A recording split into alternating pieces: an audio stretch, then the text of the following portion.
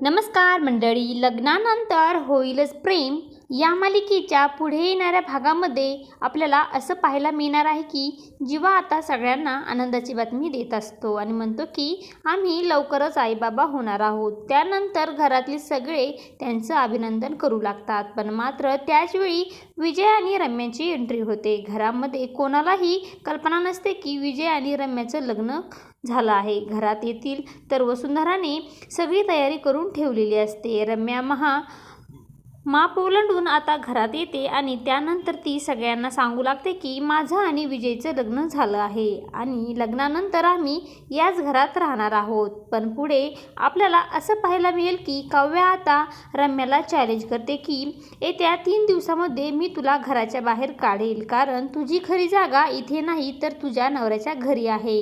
असं काही आपल्याला पुढे येणाऱ्या भागामध्ये पाहायला मिळणार आहे। अशाच मालिकेचे नवनवीन अपडेट पाहण्यासाठी आपल्या चॅनलला लाईक करा, शेअर करा आणि सबस्क्राईब करायला विसरू नका। धन्यवाद।